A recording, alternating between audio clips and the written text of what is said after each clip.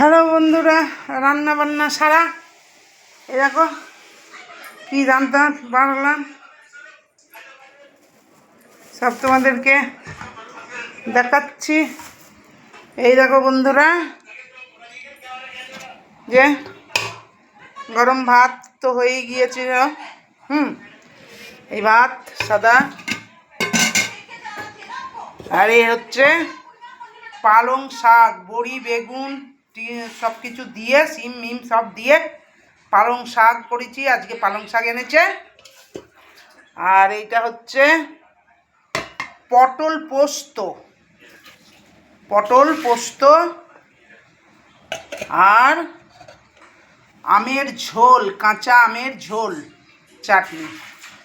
আবার তা সত্ত্বেও এ দেখো আজকে এনেছে এই যে মিষ্টি দই, এক গাদা, যে 5খানা মিষ্টি দই। কেন যে এত দই এনেছে ওই জানছে।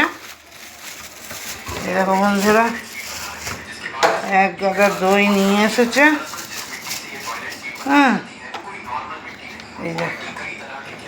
এই দেখো 5খানা দই এনেছে। সব এই যে দইগুলো 5খানা দই আনা হয়েছে। আর আঁশের মধ্যে কি করেছি চলো দেখাই। এই যে মাছ নেওয়া হয়েছিল, সেসব মাছগুলো সব ভেজে রেখেছি। ওরা যে বড় মাছ ছাড়াপোনা ভাজা, ঘি আলু সেদ্ধ ভাত দিয়ে খেয়েছে। আর এই ছোটো মাছ আর ওই মাছ সব ভাজা রাখা আছে। আর এই চিংড়ি মাছটা লাল লাল ঝাল ঝাল করে আলু পটল চিংড়ি করব ভেবেছিলাম, কিন্তু আমার ছেলেরা আবার পটল দিলে খায় না, তাই জন্যে শুধু আলু চিংড়ি, ওই পটলের মতনই সব কিছু ঘি গরম মশলা সব দিয়ে থুয়ে একটা সুন্দর করে তরকারি, বাস। আর আজকে কিচ্ছু করিনি বন্ধুরা, আর পেরে উঠছি না।